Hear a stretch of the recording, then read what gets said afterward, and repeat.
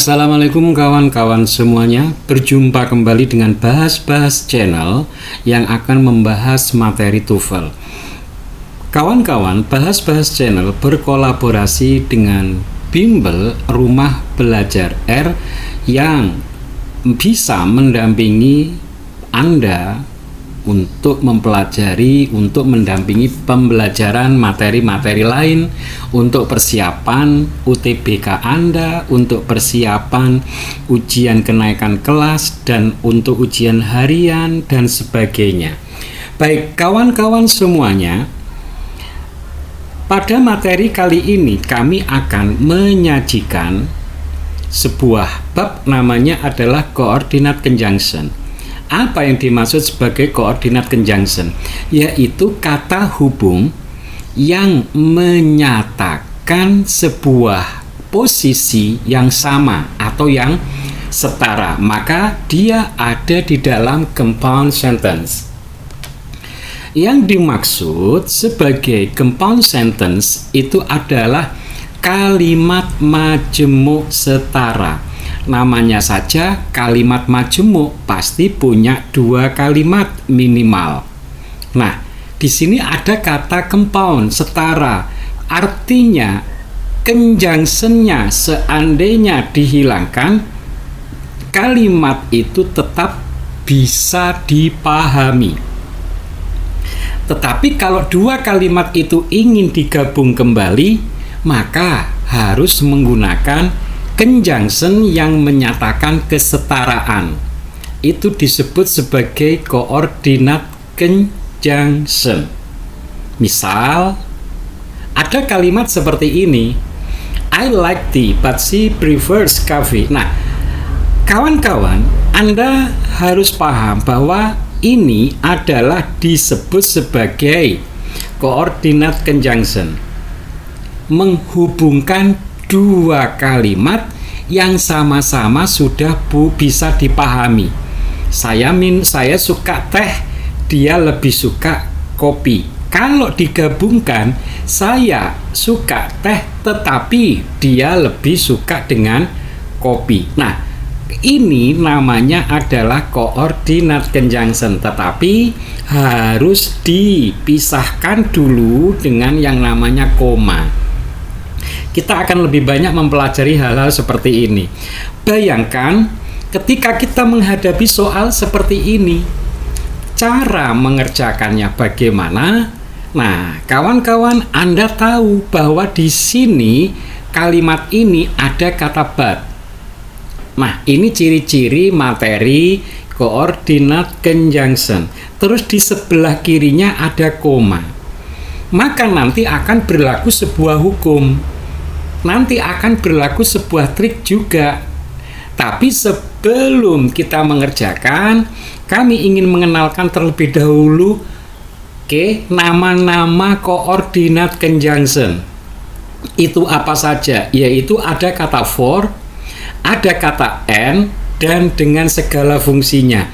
Silahkan nanti di pause video ini sementara. Setelah Anda baca semuanya ini, Anda lanjutkan lagi video pembelajarannya, biar kami tidak menjelaskan lama-lama.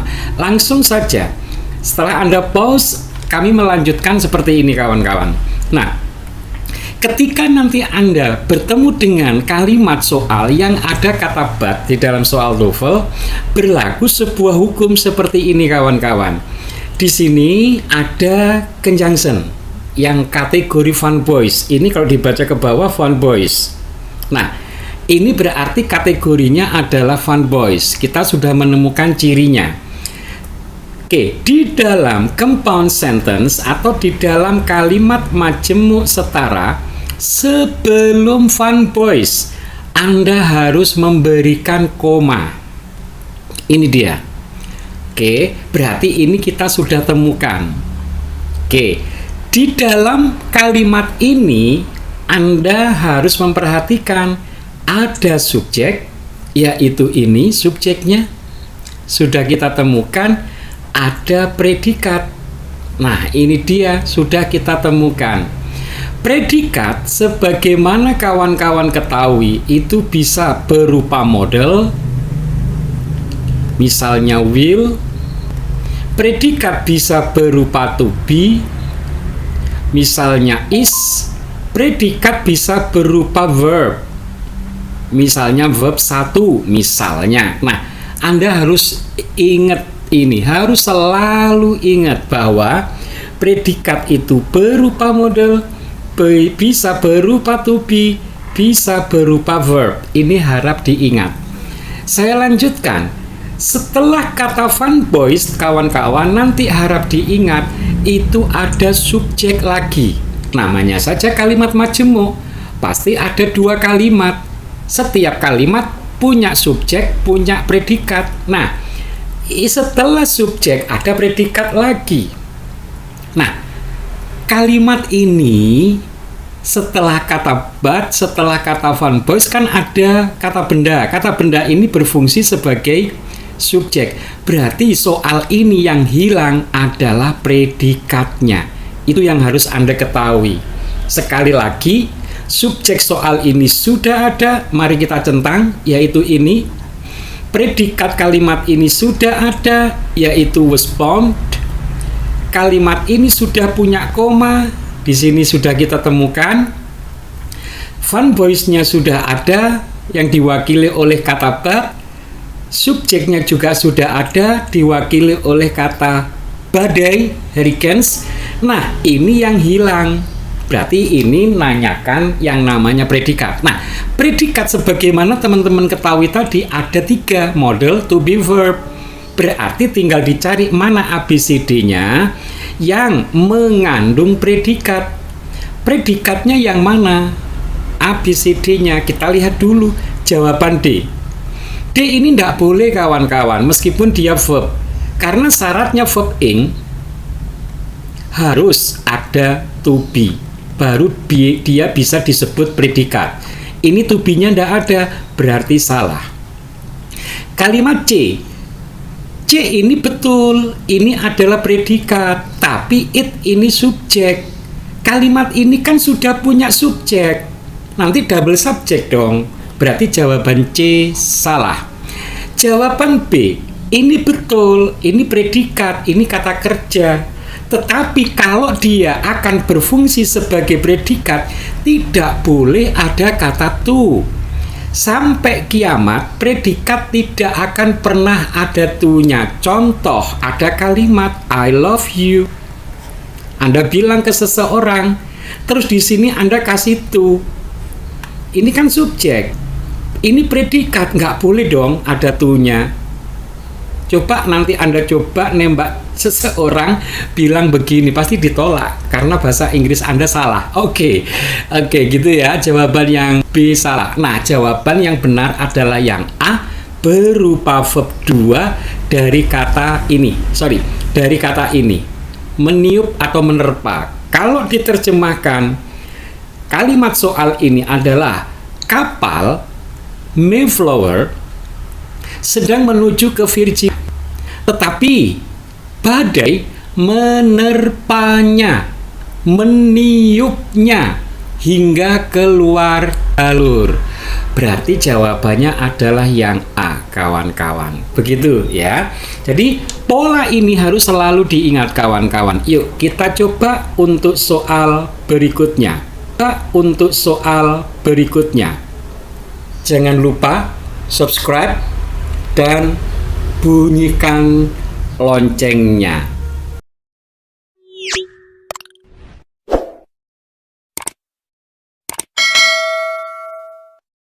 Ada kalimat seperti ini, Anda fokus di sini. Oh, ternyata di sini ada koma. Berarti kan yang ini. Oke, setelah koma itu ada fun boys, ada conjunction. Ternyata ini titik-titiknya tidak ada. Setelah koma kok titik-titik, berarti mencari ini dong. Berarti mana ABCD yang mengandung fun boys? Hanya begitu saja. Kita lihat jawabannya langsung D dengan kata but. Kalau ini kan nggak ada fun boys, ini nggak ada fun boys, ini nggak ada fun boys, ya. Fun boys nanti bisa Anda tengok lagi ke depan ya. Oke. Baik kawan-kawan, berarti jawabannya soal ini adalah yang D. Kalau kita pelototi, kalau kita cermati, ini adalah subjek, sudah ada. Appoints, ini adalah predikat, artinya menunjuk. Presiden Amerika menunjuk anggota kabinet. Oke, terus koma, sudah ada. Ini sudah ada. Oke, berikutnya tentu harus diisi yang namanya fun boys. Subjeknya sudah ada. Tetapi penunjukan itu, ini adalah subjek, ini adalah predikat, harus persetujuan Senat. Begitu kawan-kawan ya. Jadi kalimat ini kehilangan fun boys, kehilangan conjunction. Next, kita lihat soal ini. Kita menemukan apa? Ini ciri-cirinya kawan-kawan. Ciri-cirinya adalah yang di sini ada koma, berarti ini sudah ditemukan. Yang sebelahnya koma itu kan harus fun boys, ternyata titik-titik. Nah, berarti jawaban jelas ini nanti harus mengandung fun boys. Ini tidak ada, ini tidak ada, ini ada. Ya, Y-nya ini adalah yet. Yet ini sama dengan tetapi, kawan-kawan. Oke, jawabannya 2. Terus gimana ini? Kalau ada 2 jawaban, kawan-kawan, Anda harus mengeluarkan sedikit energi. Kalau ada 2 jawaban yang sama seperti ini, Anda diminta untuk menerjemahkan. Oke, keluarkan sedikit energi. Oke, Anda perhatikan di sini. Kalimat ini mengandung kata used. Ini dia. Kawan-kawan, yang namanya used ini bisa jadi dia adalah verb 2, bisa jadi ini nanti adalah verb 3. Kalau verb 2 itu ciri-cirinya nanti terjemahkannya adalah me. Berarti ini aktif kawan-kawan. Kapan dipakai? Ya apabila di sini ada subjek aktif. Subjek aktifnya itu biasanya berupa orang. Berarti subjek orang melakukan sesuatu. Akan tetapi bila nanti verb 3, kapan disebut verb 3 yang namanya used ini? Yaitu apabila nanti kawan-kawan diawali oleh to be. Entah itu is misalnya, entah itu was misalnya, pokoknya to be. Kalau ada pola kalimat seperti ini, kawan-kawan, itu terjemahannya di. Di itu berarti pasif. Pasif itu ciri-cirinya adalah subjeknya subjek pasif. Siapa biasanya? Ya benda mati. Maaf saya singkat. Oke, benda mati nanti nerjemahkannya di. Subjek di. Tapi kalau nanti subjek aktif, subjek me. Oke, baik kawan-kawan. Urusannya adalah subjeknya di sini pakai the. The itu bisa orang, bisa mewakili orang, bisa mewakili benda mati. Nah, caranya ya gampang. Anda telisik, Anda tracking ke depan. The ini mewakili siapa atau mewakili apa? Coba perhatikan. Anda mulai dari sini. Studi ilmiah, penelitian ilmiah adalah target dari banyak kaum skeptis dalam komunitas ilmiah. Oke, yang dibahas di sini the ini kan Anda tahu, ini kan jamak. Kata-kata yang ada di sini tadi, yang jamak yang mana? Yang jamak kan yang ini. Penelitian itu jamak. Di sini tidak ada lagi kata jamak. Berarti ini jamak. Berarti Anda tentukan subjeknya di sini adalah subjek pasif karena penelitian. Kalau subjek pasif berarti butuh to be ditambah verb 3. Maka jawabannya adalah yang D. Yet yang ada di D. Jangan pakai yang C karena C ini aktif. Begitu kawan-kawan untuk soal yang ini. Berikutnya soal yang terakhir, lagi-lagi Anda sudah punya koma. Berarti komanya sudah ada, fun boys-nya sudah ada diwakili N, subjek ini sudah ada diwakili they, predikat ini sudah ada diwakili ini. Berarti urusan di sini sudah selesai sampai sini. ini selesai. Nah, di sini lagi-lagi hati-hati dengan kata-kata seperti ini. Bisa jadi contained itu kayak use tadi. Bisa jadi verb 2, bisa jadi verb 3. Nah, ciri-cirinya sama. Oke, kalimat ini sudah ada n, berarti ini salah karena ada kata when. When ini conjunction, ini conjunction. Kan kita sedang kehilangan ini, berarti nggak butuh ini, nggak butuh ini. Nah, ini urusannya. Maka kita lihat subjeknya sudah ketahuan, can. Can itu adalah benda. Berarti kan di sini nanti to be, di sini diawali subjek pasif. Can peroleh di dalam kromosom atau terdapat di dalam kromosom. Maka jawaban ini salah. Maka jawaban yang benar adalah yang B. Kawan-kawan, dalam bahasa Inggris TOEFL atau grammar TOEFL juga, ini kawan-kawan disebut conjunction. Ini conjunction, itulah kenapa alasannya salah. Soal ini sudah punya conjunction. Ini nggak boleh lagi ada conjunction. Penjelasannya itu ya. Kenapa alasannya A salah? Di dalam kalimat, kalau kalimatnya 2 kalimat, ya 1 conjunction. Kalau 3 kalimat, 2 conjunction. Nah, kalimat ini kan 2 kalimat. Ya cukup butuh 1 conjunction. Conjunctionnya sudah ada di sini. Maka which yang mana adalah conjunction juga tidak boleh dipakai. Itulah kenapa alasannya salah. Demikian kawan-kawan, semoga bermanfaat.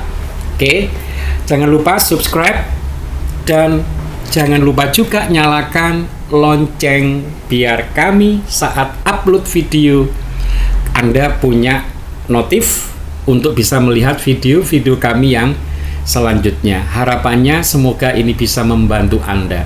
Terima kasih, semoga bermanfaat. Kami akhiri, wassalamualaikum warahmatullahi wabarakatuh.